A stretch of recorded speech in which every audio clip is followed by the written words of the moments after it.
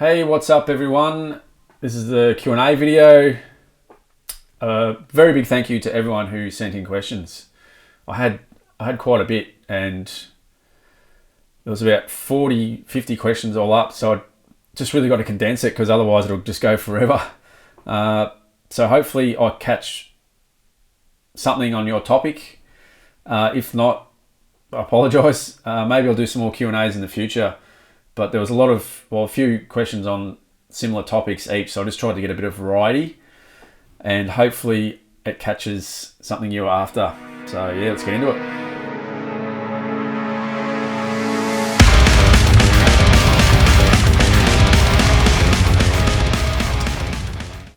Cool, so let's get into this. Apologies if I don't pronounce anyone's names correctly. There's a few funny usernames on there and whatnot, so I'll do my very best. First question's from Dante.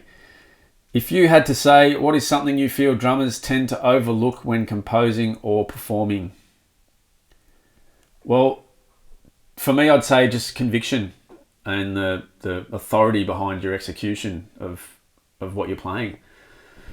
And by that, I mean really understanding and knowing your parts and being passionate enough about your parts to really put in that conviction behind your playing. And I think that's something that lacks a bit, well, from my perspective anyway, especially playing live. I think some people get lazy, or maybe they don't put enough conviction into what they're doing. That's something I really like to see across the board with bands in general, actually. Next one is from Jonathan. How long have you been playing drums? I got this question heaps. So I've got a drum kit for my 19th birthday. So 15, 16 years. And I haven't really stopped in that 15 or 16 years. So it's been a pretty solid run. His next question is, did you take lessons? Not really at the start. I didn't take any formal lessons for ages. Actually, I've had a few in the last few years. I've seen Eric Moore. I've had a lesson with David Kohler. Those guys are killer, and got a lot out of those. So looking to do some more into more educational learning. I want to learn how to sight read. I want to learn how to chart. And just to be I feel like it'll take me in avenues that'll make me a better player. Next part of his question. I saw on some videos that when there is a lot of space between two snare hits, you pull your arm very high before hitting the snare. Is it a way to keep time or just for show? Well, that is basically a bit of both. I think a big stick height is kind of entertaining to see. And it comes back to what I said in the first question as well, is conviction and passion behind your execution. Is I like to really, I'm playing in a band with 600-700 instruments in terms of when I play with Neo, and it's quite a big, it's a big lot of musical dynamic going on. So everyone's kind of, I wouldn't say fighting for airtime, but I really want my conviction to be there. And so being in Neo and playing live with Neo really brought about hitting really hard, especially on backbeats, and trying to bring blast beats up in the mix as well. Basically playing live as well, having a sound engineer, touring with a sound engineer for a long period of time in Troy McCosker. We developed a relationship where, and it was a very honest relationship too. Troy would pull me up and say, look mate, I need some more snare in this part because he's having to chase my faders in the mix. Or he'd say, I need you to be a little bit less on the China cymbal on this part, or I need you to hit harder in general. I need you to be more consistent throughout the set. And that, like all those questions and responses that I gave Troy came over years of interacting with each other and him being able to tell me these things because I want the band to be better. And Troy understood that, so he also understood that I don't take offense if he says you're not hitting hard enough or something like that. A lot of drummers get upset, but I really welcomed it because he pushes me and he knew he's pushes me. So that was a really cool interaction to have touring with Troy for many years. I think that made me a much better player. And in turn, I think probably made him a much better engineer as well. The idea behind that was I mix myself, as in the drummer, and I basically just take a step back and mix myself so Troy can chase the whole band during the set, and he can, if there's solos coming, he can give it a little nudge, and especially between, you know, violin and lead guitar, just riding those faders and making sure everything's nice and audible. So I just basically try hide in the background and just do my thing without Troy having to chase any of my faders. So one thing we really had to learn is if I start the set really intense and I'm hitting really hard, it's got to be like that for the whole set, whether it's a 93-minute headliner or a 30-minute support set. So that was quite a challenge, but very rewarding. Very rewarding. Alma, hello there, Dan. I trust you're doing well. Yes, good, thanks. I must confess, I'm intrigued about those black points in your drum set. Do they have a purpose, musically speaking, or are they just for fun? Sorry if my question's a bit silly, but I don't know if that's a thing about drums or they just resemble a pair of eyes. Yeah, I get this all the time. People say they look like googly eyes, the portholes in the bass drums. It is to, it lets air out of the drum, and quite often, I guess, you can then place a microphone inside the drum or a bit closer to the drum. I like to be able to have air escape from my bass drums because that really is how I bury the beater, and that's how I like my bass drum to feel. If you compare on a kick drum having no portholes versus having a porthole, it's quite a big difference into how the bass drum feels, and that's just, I like the feel of that, and I also prefer the sound, and I also put a microphone inside my kick drum. So I hope that answers the question. It's definitely not for looks. I could care less. Next question's from Jason. What are your thoughts on Jamie, the drummer of Ulcerate? My thoughts are he's incredible.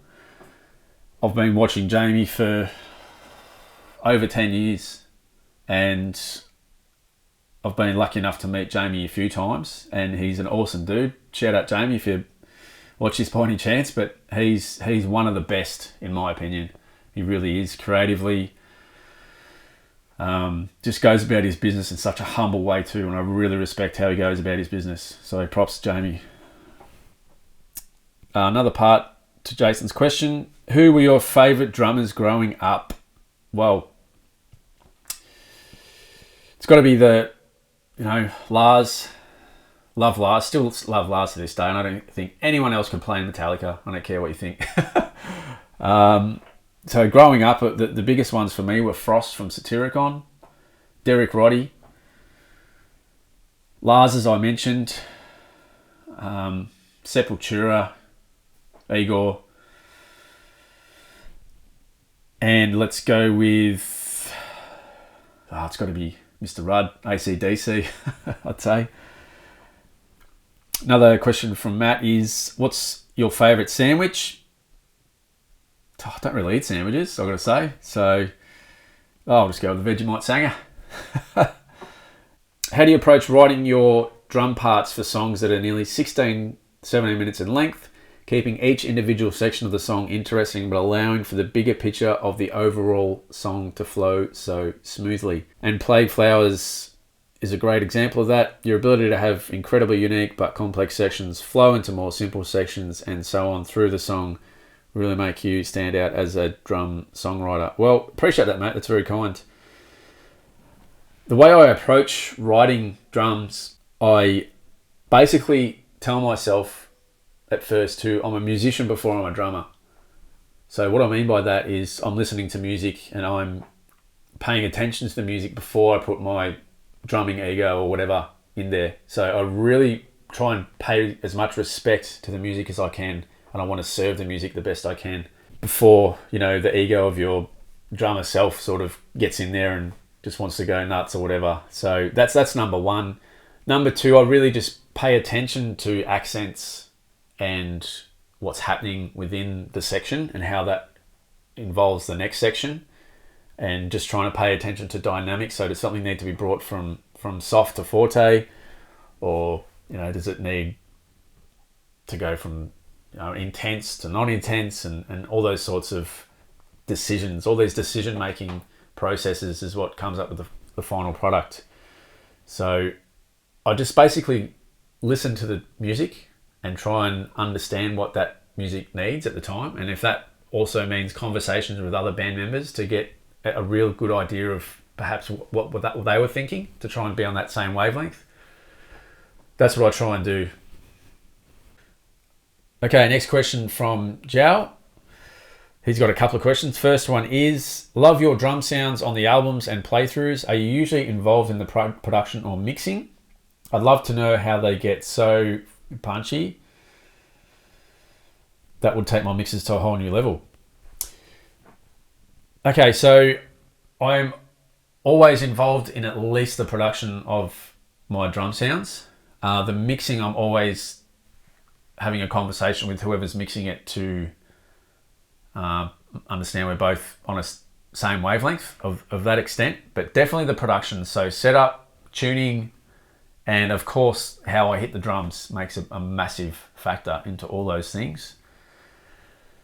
And the mixing process, I really do try to trust and have faith in the person I choose to mix my content also. So there's a bit of a respect there, and also I guess making sure that they're on the same wavelength as me as to how I want to convey my drum sound as well. So there's a bit of a two-way process there, but definitely I like to be as involved as possible as I can. Zhao's second question. A good while ago, you mentioned that you trigger your live kick sound. Yes, I do. Are you using a one-shot or multi-shot, multi-sampled hits? Could you take us through your module and trigger setup for correct triggering? Also, do you trigger any other part of your setup? Just to be clear, not trying to shame you or complain about samples. I really love them. Cool. I definitely don't take any offense to that at all. I do trigger my kick drum sound, yes. Now the sound I use, Troy McCosker, who I just spoke about previously, he made the sample that I use, and that sample is about 5 years old now, and that's a blend of quite a few different samples. And we made that with Neo in mind, specifically live, and I think it's turned out really, really good, and I use it for all my projects now. Even when I'm tracking, that's what I use to track with. And when I track with it, I get rid of a lot of the low end and put a bit more high end. So I've got a shorter, quicker, clickier transient. And I feel like that makes me play a bit tighter. You've got a longer transient or a bit more low end. It's easier to trick yourself into playing sloppier and thinking it's like okay. So I really like a clicky short transient because it forces me to play tighter. Which Zildjian K series do you use? My guess is dark. Currently I have these crashes. These are the dark medium thins from Zildjian. And the dark medium thins are, in my opinion, the best all-round crashes for studio. The thinner the cymbal, generally the better for me, and especially in studio. I've got the K dark medium thin 17-18 crashes. I use K custom hybrid Chinas. I use K Master Sound hats. I've got the session hats up at the moment, which are a bit louder on my right hand 13-inch hats. So mostly K and A, and mostly the thinner models. The classic A customs work well. Also, I use A custom live typically and K custom in the studio. He also asks, are the Zildjian K the only cymbals you currently use, or are others on your kit? Yeah, I just answered your question before I read it, sorry. Okay, next question from Isif. I hope I pronounced that right, mate. US fan here. Some off the wall questions for fun, so you don't hopefully hear some of the same things over and over. How involved are you in the band's music and in the drum parts writing? I'd say pretty heavily involved. Whenever we jam, I'm almost always there in that process. The guys really like to have, in Neo anyway, the guys really like to have drums when we're writing, just even if it's just something simple just to keep a beat. They all seem to really like that. So I'd say pretty heavily involved, and in the drum parts writing, it's mostly me doing all the drum parts. Benji's a really good programmer. He can program really good drums. Tino puts forward ideas also, and Tim and Matt put forward some ideas as well. But generally, I'll just polish off kind of their ideas and suggestions, and they're all actually quite good at what they suggest. A lot of guitarists have a reputation for being pretty wild with their drum composition ideas, but I'm pretty lucky that most people I work with are very realistic and quite musical. His next question: is it a challenge to remember the intricacies? Like Rich Wakeman said, he'd see the music as colours and often close his eyes performing.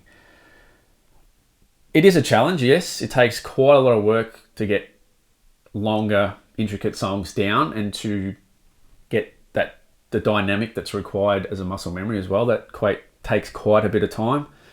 I don't see in colours at all, but I definitely visualise things as images and almost moving images in my head as to how I interpret sound, and that is quite often comes a part of the process of me memorising things as well.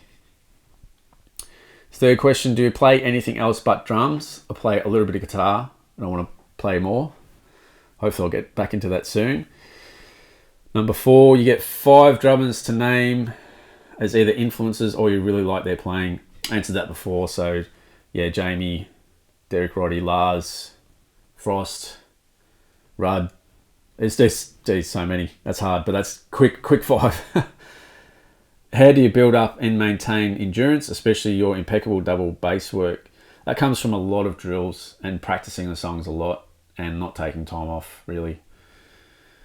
Lastly, you're in other bands. What does Neo give you as an artist? Yeah, well, I think this is the same in all my bands, but it's really is a big freedom to do whatever I want, which is really, really cool. I don't have any boundaries or rules, and just having a real musical freedom, which is really good. Next question is from Henke Koistein, I think. When can we have more stuff on Neo? Oh, it's got to be this year. It was meant to be last year, but hopefully this year. I'm pretty sure it'll be this year. So as I'm doing this video, they're finishing stuff in the studio. So hopefully a couple more weeks and that's done. Next one's from Cholula Glazed Panda. How did you start your journey with Neo? So basically, it started when I was 20. So I got a drum kit for my 19th birthday when I was 20. I was asked to audition for Neo. The bass player at the time was in the band, and I was friends with him. And there was a vacancy in Neo, and asked me to come down and jam. And I'd only been playing drums for about 18 months. So I just went down to have a bit of fun. I had no idea what I was getting into or whatever. And went down, had a jam, thought, yeah, there's no way they'll ask me back, but whatever. I remember checking my email that night, and guys in the band were like, oh yeah, it was cool. Do you want to come and have another jam? And I was like, all right, cool. But I was so crap back then. I no idea why they wanted me to come back. Possibly a mistake on their behalf. So yeah, that's kind of how it all started. So I was very new, very, very inexperienced. But I guess they did ask me questions about the future and where I saw myself, and I sort of gave them answers as to what I wanted to do in the future with music, and that resonated with them. So they had a bit of faith in me to stick out a time for me to get better and actually be able to play the tracks and stuff like that. So it was very patient of them and understanding. But yeah. Next question from Mayhaps. How long did it take you to master the double bass speeds at higher tempos for 7 minutes stop? Oh, I'm still trying to get it to this day, but from memory, for me, it was before I went in to record the first album in 2009. I started going nuts on endurance drills, and just setting like 5-minute timers, doing 210 BPM for 5 minutes straight, and doing that every single day for a long period of time, and slowly got results. And just having to play long songs with lots of double bass just demanded that. So just a lot of work, really. Yeah. And last one from Mitchell Davis. Hi Dan, big fan of Neo and your drumming. Cheers, mate. I'm a guitarist myself, but I'd love to hear you give some insight into your journey for balancing home life, incorporating professional music, investing time, money, energy, sacrificing work, family, etc., more into your life, and the challenges you had to overcome that. Very good question. I've had a lot of challenges over the years of trying to manage my time, and I think a lot of perhaps the success, at least perceived success for myself in regards to that is being good with my time management. So waking up in the morning and having a clear indicator of what I'm going to achieve during the day and what needs to be done. And for me, that involves, practice, gym, that sort of stuff I like to do, try and get every single day, and making time for that stuff and making sure I do it.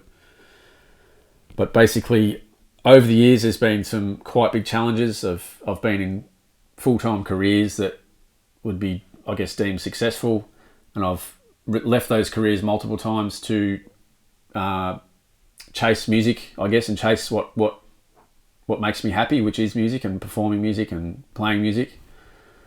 And it just comes down to understanding what does make me happy, which is music, and making changes in your life so that I can, I guess, go after that happiness. So whether that means I need to cut off a certain income, or I need to sacrifice time with friends or family, which I've done many times. I think I've lost friends over the years because I chose a musical passion, I suppose, and being away, say, 6 months of the year and not being around a lot. People just maybe tend to not invite you to stuff anymore and things like that, and that's all good. That's all perfectly fine. I'm happy to accept that. So it does take a lot of sacrifice, I think, and that'll come in the terms of economic sacrifice. It'll come in the terms of relationship sacrifice, and putting myself mentally in a position to be okay with that, and just doing the best you can when the time presents itself to be the best you can in those moments. So it's quite a complex situation, and I guess it's not a standard sort of thing that is very talked about either. It's quite a challenge. So that's about it for all the questions. Again, I appreciate everyone shooting through, and I'm sorry if I didn't get to your question. There's just simply too many, and I didn't want this to go for 2 hours or whatnot, so I just picked a dozen or so. So if you guys want some more videos like this, feel free to harass me about it, and I'll maybe next month or whatever, the month after, I'll get more into it. But yeah, thanks for checking it out. Cheers.